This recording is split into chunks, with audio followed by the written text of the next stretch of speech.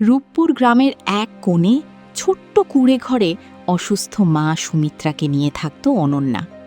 অনন্যা রে মা, তুই আগে খেয়ে নে। সারাদিন খেটে এসে আবার আমার জন্য না খেয়ে থাকিস না। তুমি না খেলে আমি কি করে খাই মা? তুমি এইটুকুই খেয়ে নাও। কাল সকালে আমি জমিদার বাড়িতে গিয়ে একটু বেশি কাজ করব, হয়তো বেশি টাকা কিছু পাবো। তুই ছোটবেলা থেকেই নিজের কথা না ভেবে শুধু আমার কথা ভাবিস, কিন্তু এভাবে আর কতদিন চলবে রে মা? আমার ওষুধও তো প্রায় শেষ। তুমি কোনো চিন্তা করো না মা, যতদিন আমার হাত পা চলছে ততদিন তোমার ঔষধের অভাব হবে না। আমি পরিশ্রম করে হলেও সব ব্যবস্থা করে নেব। পরদিন সকালে অনন্যা প্রতিদিনের মতো জমিদার মহেশ চৌধুরীর বাড়িতে কাজে চলে গেল। সেখানে তার সততা ও পরিশ্রমের জন্য সবাই তাকে বিশ্বাস করলেও ম্যানেজার ধীরেনবাবুর মনে লুকিয়েছিল অন্যরকম লোভ। অনন্যা, ওই বারান্দাটাও ভালো করে পরিষ্কার কর। হুজুর আজ বসার ঘরে অনেকক্ষণ থাকবেন। হ্যাঁ বাবু, এইটুকু শেষ করে বারান্দাটাও পরিষ্কার করে দিচ্ছি। কাজের সময় কিন্তু কোনো ফাঁকি চাই না। গরিব মানুষের হাতে কাজ এলে অনেকেই নিজের ভাগ্য বদলানোর কথা ভাবে, বুঝলি? আমি শুধু নিজের পরিশ্রমের টাকাটুকুই চাই বাবু। অন্যের জিনিসের দিকে তাকানোর শিক্ষা আমার মা দেয়নি। অনন্যার কথায় ধীরেন কিছু না বললেও মনে মনে বিরক্ত হয়ে উঠত, কারণ অনন্যার মতো সৎ মানুষ তার অনেক গোপন কাজের জন্যই বাধা ছিল। এই ঘড়িটা আমার বাবার শেষ স্মৃতি। যতদিন বেঁচে থাকব এটাকে নিজের প্রাণের মতো আগলে রাখব। নিশ্চিন্ত থাকুন হুজুর, আপনার এই পারিবারিক স্মৃতির জিনিসের দিকে কেউ চোখ তুলে তাকাতেও পারবে না। কিন্তু সেদিন বিকেলের পরেই ঘটে যায় এক অঘটন। সন্ধ্যায় মহেশ চৌধুরী বসার ঘরে ফিরে এসে দেখেন সেই মূল্যবান সোনার ঘড়িটি আর তার জায়গায় নেই। ধীরেন, আমার ঘড়িটা কোথায়? আমি তো এখানেই রেখে গিয়েছিলাম। কি বলছেন হুজুর, ঘড়িটা নেই? পুরো ঘরটা ভালো করে দেখো, আলমারি, টেবিল, সব জায়গা খুঁজে দেখো। বাড়ির কাজের লোকেরা চারদিকে খুঁজেও ঘড়িটির কোনো সন্ধান পেল না। কিছুক্ষণ পর ধীরেনের চোখে হঠাৎ কপট সন্দেহের ছাপ ফুটে উঠল। হুজুর, একটা কথা বলবো? বলো, যা বলার। আজ অনন্যাকে বসার ঘরের আশেপাশে কয়েকবার দেখেছি, আর কিছুদিন ধরে ওর মায়ের ওষুধের জন্য বেশ টাকা খরচ হচ্ছে। গরিব ঘরে হঠাৎ এত টাকা আসছে কোথা থেকে, সেটাও তো ভাবার বিষয়। তুমি কি বলতে চাইছো অনন্যা ঘড়িটা নিয়েছে? আমি সরাসরি কাউকে দোষ দিতে চাই না হুজুর, কিন্তু চোরকে চোর না বললে তো সত্যিটা বের হবে না। অনন্যার ওপর সন্দেহ হওয়ায় তারা আর দেরি না করে তার কাছে গিয়ে এ বিষয়ে জিজ্ঞাসাবাদ শুরু করে। বল, সোনার ঘড়িটা কোথায় লুকিয়েছিস? আমি আমি এই ঘড়ির ব্যাপারে কিছুই জানি না বাবু। আমি তো কাল থেকে শুধু বাগান আর উঠোনের কাজটুকুই করছি। তাই নাকি? তাহলে তোর মায়ের এত দামি ওষুধের টাকা আসে কোথা থেকে? ঘড়িটা বিক্রি করেই তো টাকা জোগাড় করিসনি? এসব কি বলছেন আপনি? আপনি তো নিজে হাতে প্রতিদিন আমাকে মজুরি দিয়েছেন। সেই টাকা দিয়ে আমি আমার মায়ের ঔষধ কিনেছি। আমি গরিব হতে পারি, কিন্তু আমি কোনো চোর নই। অনন্যা, আমি তোকে বিশ্বাস করতে চাই, কিন্তু ঘড়িটা সত্যি নেই। তুই কি সত্যি ওটা কোথাও দেখিসনি? না জমিদার মহাশয়, ঈশ্বরের নামে বলছি, আমি ওই ঘড়ি তো দেখিওনি। আপনি তো আমাকে এতদিন কাজ দিয়েছেন, আমার মায়ের চিকিৎসার ব্যবস্থা করে দিয়েছেন। আপনার ঘরে চুরি করার কথা আমি স্বপ্নেও ভাবতে পারি না। হুজুর, এরা গরিব মানুষ, মিষ্টি কথা বলে আপনার দয়া পাওয়ার চেষ্টা করছে। আজ ঘড়ি গেছে, কাল আরো বড় জিনিস যাবে। এখনই ব্যবস্থা না নিলে পরে আফসোস করতে হবে। না বাবু, আমাকে বিশ্বাস করুন, আমি চুরি করিনি। অনন্যা, আমি তোকে অনেক বিশ্বাস করেছিলাম, কিন্তু এখন পরিস্থিতি এমন দাঁড়িয়েছে যে তোকে আর এই বাড়িতে রাখা আমার পক্ষে সম্ভব হচ্ছে না। আজ থেকে তোর কাজ শেষ। জমিদার মহাশয়, আমাকে তাড়িয়ে দেবেন না। আমি নির্দোষ, আমার মা অসুস্থ। আমার এই কাজটাই একমাত্র ভরসা। আমি যদি কাজ হারিয়ে ফেলি, আমার মার ঔষধ কেনা বন্ধ হয়ে যাবে। অনেক হয়েছে, এবার বাড়ি যা। আর যদি এই বাড়ির সীমানায় তোকে দেখি, তাহলে কিন্তু ভালো হবে না। চুরির অপবাদ মাথায় নিয়ে অনন্যা একা বাড়ির পথে ফিরল। কাজ হারানোর কষ্টের চেয়েও মায়ের ওষুধের চিন্তাই তাকে বেশি কাঁদিয়ে তুলেছিল। আমি তো কোনো অন্যায় করিনি, তবুও সবাই আমাকে চোর ভাবছে। এখন মায়ের ঔষধ কোথা থেকে কিনবো? আমি তো মায়ের সামনে গিয়ে কি বলবো? অনন্যা, কি হয়েছে রে মা? তুই এভাবে কাঁদছিস কেন? মাগো, ওরা আমাকে চোর বানিয়ে দিয়েছে। জমিদারের বাড়ির সোনার ঘড়ি চুরির দায়ে আমাকে কাজ থেকে তাড়িয়ে দিয়েছে মা। কাঁদিস না মা, মানুষের বিচার ভুল হতে পারে, কিন্তু ঈশ্বরের বিচার ভুল হয় না। আমরা গরিব হতে পারি, কিন্তু অসৎ নই। আমি অনেক বলেছি মা, কিন্তু কেউ আমার কথা শুনল না। ওই ম্যানেজার বাবু সব দোষ আমার ঘাড়েই চাপিয়ে দিলেন। তুই মন শক্ত রাখ মা, কোনো না কোনো পথ ঈশ্বর ঠিক দেখাবেন। কিন্তু মা, এখন তো আমাদের ঘরে চালও বেশি নেই, তোমার ঔষধও শেষ হয়ে আসছে। গ্রামের এই অপবাদ ছড়িয়ে গেলে আমাকে তো আর কেউ কাজই দেবে না। কয়েকদিনের মধ্যেই ঘরের সামান্য সঞ্চয়ও শেষ হয়ে গেল। খাবারের অভাবে সুমিত্রার শরীর আরও দুর্বল হয়ে পড়ল। না মা, আমি তোমাকে এভাবে কষ্ট পেতে দেব না। গ্রামের কাজ না পেলেও আমি বসে থাকবো না, বনে গিয়ে কাঠ কুড়িয়ে আনবো। দরকার হলে বনের ফল পেড়ে বাজারে বিক্রি করব। যেভাবেই হোক তোমার জন্য খাবার আর ঔষধ জোগাড় করবই মা। খাবার ও জ্বালানি কাঠের সন্ধানে অনন্যা সেদিন জঙ্গলের অনেকটা গভীরে ঢুকে পড়েছিল। হঠাৎ সে শুনতে পেল কারো করুণ গোঙানির শব্দ। জল, কেউ আমাকে একটু জল দাও। কার গলার আওয়াজ? হে গভীর জঙ্গলে আবার কে পড়ে আছে? অনন্যা সাবধানে ঝোপটা সরাতেই দেখতে পেল একজন অচেনা মানুষ মাটিতে অচৈতন্য অবস্থায় পড়ে আছেন। ও মা, এ তো খুব অসুস্থ মনে হচ্ছে। একে এমন অবস্থায় কে এখানে ফেলে গেল? জল, একটু জল।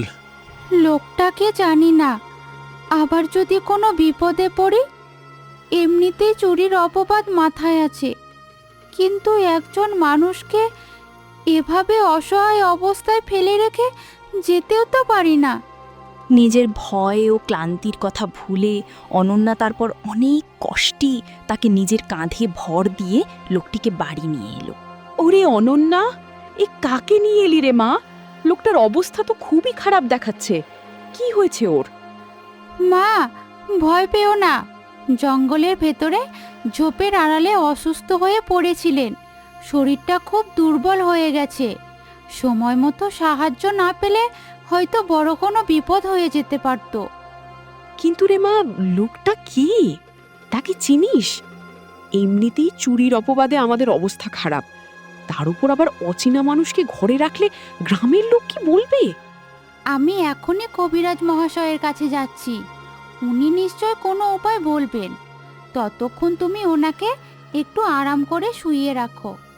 অনন্যা কোনো দেরি না করে রামলোচন কবিরাজের কাছে ছুটে গেল। কবিরাজ মহাশয়, দয়া করে একটু আমাদের ঘরে চলুন। একজন মানুষ খুব অসুস্থ হয়ে পড়ে আছেন। ওনার শরীরটাও খুব দুর্বল আর গায়ে জ্বরে পড়ে যাচ্ছে। তাড়াতাড়ি চলুন না। কি বলিস অনন্যা, জঙ্গল থেকে আহত মানুষ পেয়েছিস?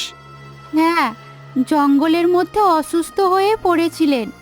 আমি তাকে ঘরে নিয়ে এসেছি। আপনি গেলে হয়তো মানুষটা আরো সুস্থ হয়ে উঠবেন।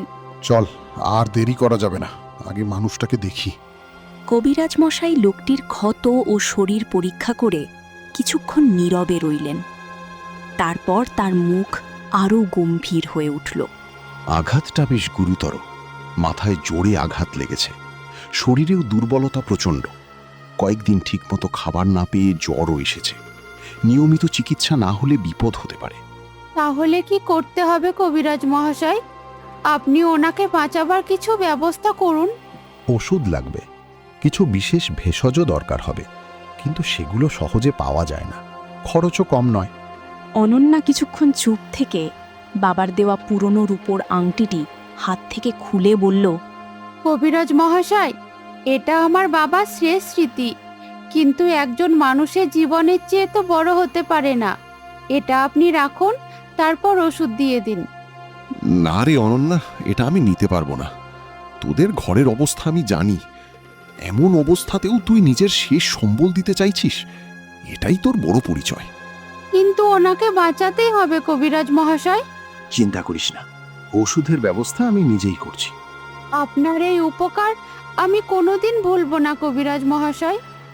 3 দিন পর সকালে অনন্যাদের কুঁড়ে ঘরে থাকা আহত লোকটির জ্ঞান ফিরল। অনন্যা তখন তার পাশেই বসেছিল। আমি কোথায় আছি? আমার মাথাটা এত ভার লাগছে কেন? আপনি ভয় পাবেন না, আপনি আমাদের ঘরেই আছেন। আপনাকে জঙ্গলে অসুস্থ অবস্থায় পেয়ে আমি এখানেই নিয়ে এসেছিলাম। জঙ্গল? হ্যাঁ, মনে পড়ছে। কয়েকজন লোক আমাকে আক্রমণ করেছিল, তারপর আর কিচ্ছু মনে নেই। আপনি 3 দিন ধরে অচেতন ছিলেন। কবিরাজ মহাশয় এসে আপনার চিকিৎসা করেছেন। এখন একটু আপনি সুস্থ হয়েছেন, তাই বেশি এখন কথা বলবেন না তো। কিন্তু আপনি আমাকে চিনতেন না, তবু কেন আমাকে নিজের ঘরে নিয়ে এলেন? আপনি বিপদে ছিলেন। একজন মানুষ বিপদে পড়লে তাকে সাহায্য করাই আমার কর্তব্য। আপনার এই উপকার আমি কোনো দিন ভুলব না, কিন্তু আমার একটা কথা আপনাকে জানানো দরকার। কি কথা? আমার নাম বিক্রম দেব। আমি এই পরগনার মহারাজ। কি? আপনি মহারাজ? ওমা, এতদিন আমরা যাকে সাধারণ একজন মানুষ ভেবে নিজের ঘরে আশ্রয় দিয়ে রেখেছিলাম, সেই কিনা আমাদের রাজা? হ্যাঁ মাসিমা, কিন্তু আমার পরিচয় না জেনেও তোমরা যে ভালোবাসা ও যত্ন দিয়েছ, সেটাই আমার কাছে সবচেয়ে বড়। আমি যদি জানতাম আপনি মহারাজ, তাহলে আমি আরো ভালো করে আপনার সেবা করতাম। তুমি আমাকে রাজা হিসাবে নয়, একজন বিপদে পড়া মানুষ হিসেবে সাহায্য করেছ। সেই ঋণ আমি কোনো দিন ভুলব না। বিক্রম নিজের পরিচয় প্রকাশ করার পর অনন্যা ও সুমিত্রা বিস্ময়ে হতবাক হয়ে গেল। এবার মহারাজ নিজের রাজকীয় পরিচয় প্রকাশ করে তার লোকদের কাছে খবর পাঠানোর সিদ্ধান্ত নিলেন।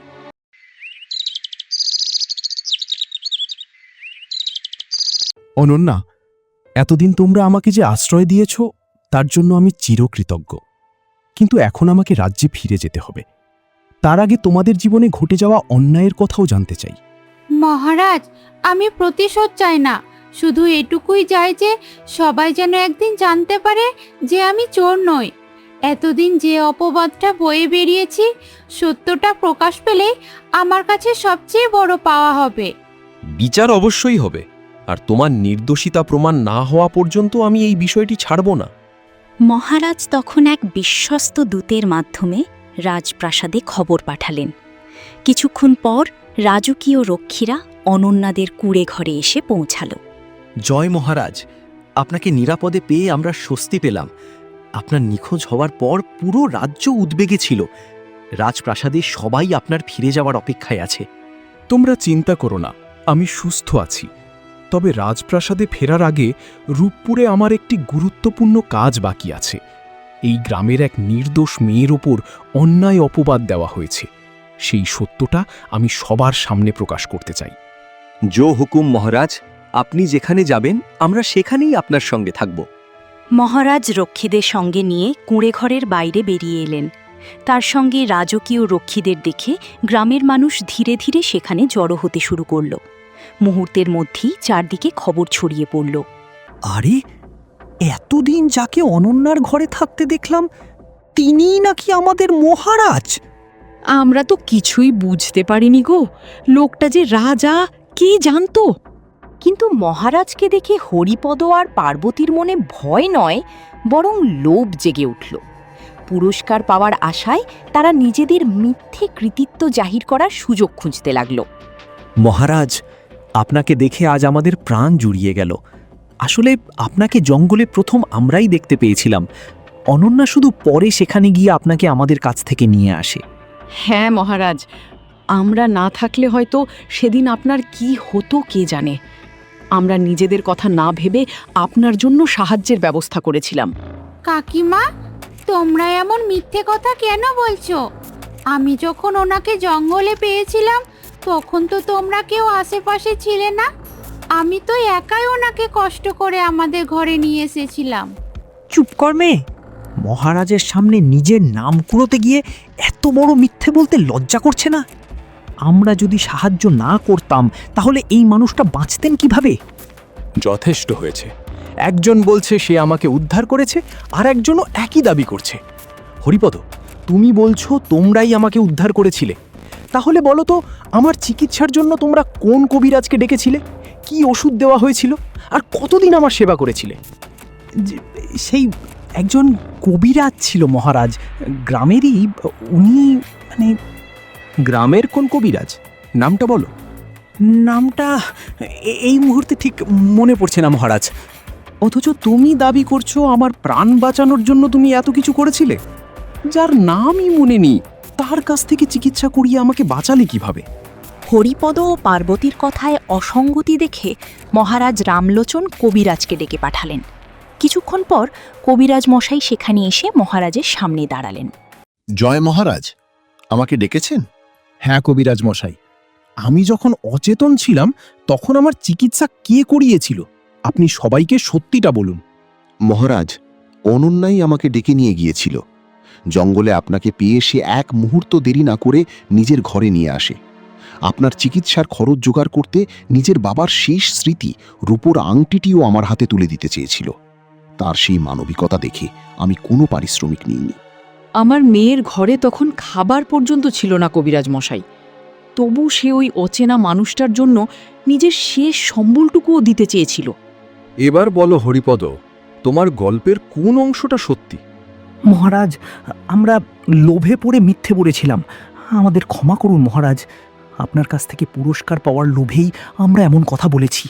মানুষের বিপদের সময় পাশে না দাঁড়িয়ে পরে পুরস্কারের আশায় মিথ্যে দাবি করা শুধু লোভ নয়, এটা অন্যায়ও।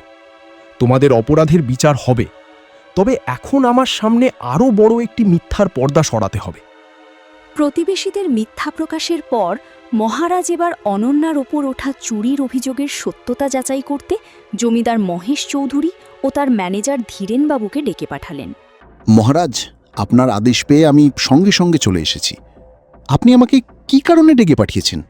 চৌধুরী মশাই, আপনার বাড়ির সোনার ঘড়ি হারিয়ে যাওয়ার পর অনন্যাকে চুরির দায়ে তাড়িয়ে দেওয়া হয়েছিল। আমি জানতে চাই তার বিরুদ্ধে আপনার কাছে আসলে কি প্রমাণ ছিল? মহারাজ, সত্যি বলতে কোনো সরাসরি প্রমাণ আমার কাছে ছিল না। ধীরেন বলেছিল অনন্যা ছাড়া আর কেউ সেই ঘরের আশেপাশে যেত না। আমি তার কথাই বিশ্বাস করেছিলাম। শুধু সন্দেহের ওপর ভিত্তি করে একজন গরিব মেয়েকে চোর বলা হয়েছিল? চৌধুরী মশাই, আপনার বাড়ির সেই ঘরের চাবি কার কার কাছে থাকত? মহারাজ, চাবি ছিল মাত্র দুজনের কাছে, একটা আমার কাছে আর একটা ধীরেনের কাছে। অনন্যার কাছে কোনো চাবিই ছিল না। তাহলে বিষয়টা আরও পরিষ্কার হলো। অনন্যার কাছে চাবি ছিল না, অথচ বন্ধ ঘর থেকে ঘড়ি উধাও হলো। ধীরেনবাবু, এবার তুমি বলো, অনন্যা কিভাবে ঘড়িটা নিল? মহারাজ, আমি শুধু সন্দেহের কথা বলেছিলাম। হয়তো কোনোভাবে সে... হয়তো দিয়ে বিচার হয় না ধীরেন। তুমি নিজেই অভিযোগ করেছিলে, তাই তোমাকেই তার প্রমাণ দিতে হবে। আর যদি প্রমাণ দিতে না পারো, তাহলে বুঝতে হবে তোমার কথার পেছনে অন্য কোনো উদ্দেশ্য ছিল। না মহারাজ, আমার কোনো খারাপ উদ্দেশ্য ছিল না। আমি সত্যিই ভেবেছিলাম... আর মিথ্যে বলো না। সত্যটা বের করার জন্য তোমাকে কিছু বলতে হবে না। রক্ষীরা, ধীরেনবাবুর কাছে থাকা জিনিসপত্র ভালো করে পরীক্ষা করো। রক্ষীরা ধীরেনবাবুর জিনিসপত্র পরীক্ষা করতে শুরু করল। কিছুক্ষণ পর তার একটি বস্তু পাওয়া গেল। এই যে আমার বাবার সেই সোনার ঘড়ি। ধীরেন, এটা তোর কাছে এলো কিভাবে? এতদিন তুই আমাকে বলেছিস অনন্যা ঘড়িটা চুরি করেছে। মহারাজ, আমাকে ক্ষমা করুন। ঘড়িটা আমিই নিয়েছিলাম। লোভে পড়ে নিজের অপরাধ লুকানোর জন্য অনন্যার ওপর সব দোষ চাপিয়ে দিয়েছিলাম। আমি জানতাম গরিব বলে সবাই সহজেই ওকে সন্দেহ করবে। মহারাজ, এতদিন আমি কত বলেছি সবাইকে যে আমি চোর নই, কিন্তু কেউ বিশ্বাস করেনি। আজ অন্তত সবাই জানল যে আমি নির্দোষ ছিলাম। আমি তোকে বিশ্বাস করেছিলাম মা। জানতাম অভাব আমাদের ঘরে থাকতে পারে, কিন্তু তোর মনে কোনোদিন লোভ বাসা বাঁধেনি। মা অনন্যা, আমাকে ক্ষমা করে দিস। আমি তোর উপর বিশ্বাস রাখতে পারিনি। তোর অসুস্থ মায়ের কথা জেনেও তোকে কাজ থেকে তাড়িয়ে দিয়েছিলাম। আমার এই ভুলের জন্য আমি সত্যিই লজ্জিত। জমিদার মহাশয়, আপনার উপরে আমার কোনো রাগ নেই। আমি শুধু এটুকুই চাই যে ভবিষ্যতে কোনো গরিব মানুষকে প্রমাণ ছাড়াই এমন মিথ্যে অপবাদ যেন না দেওয়া হয়। আজ সত্যটা প্রকাশ পেয়েছে, সেটাই আমার কাছে যথেষ্ট। অনন্যা, আজ তোমার সত্য যেমন প্রমাণিত হয়েছে, তেমনি তোমার সম্মানও ফিরে এসেছে। এবার তোমার জীবনে নতুন করে শুরু করার সময়। মহারাজ, আমি কোনো পুরস্কার চাইনি, শুধু চেয়েছিলাম একদিন সবাই আমার সত্যিটা জানুক। আজ আমার সেই চাওয়াটা আজ পূর্ণ হয়েছে। আর তোমাকে একা লড়তে হবে না। তোমার মায়ের চিকিৎসার দায়িত্ব রাজপ্রসাদ নেবে, আর রাজ্যের গরিব মানুষের সাহায্যের দায়িত্ব তোমার হাতে তুলে দিতে চাই। মহারাজ, আপনি আমার ওপর বিশ্বাস করেছেন, আমি তার মর্যাদা রাখব। কোনো গরিব মানুষের অধিকার আমি নষ্ট হতে দেব না। আমি জানি অনন্যা, তুমি এই দায়িত্ব সততার সঙ্গেই পালন করবে। অনন্যা মায়ের হাত শক্ত করে ধরল। যে জীবনে একদিন ছিল শুধু অভাব আর অপবাদ, আজ সেই জীবনেই ফিরে এলো সম্মান, শান্তি আর নতুন আশার আলো। তো বন্ধুরা, আজকের গল্পটি আপনাদের কেমন লাগলো? গল্পটি ভালো লাগলে অবশ্যই কমেন্ট করে আপনাদের মতামত জানাবেন। আর এমন আরও সুন্দর গল্প পেতে ভিডিওটিতে একটি লাইক দিতে ভুলবেন না।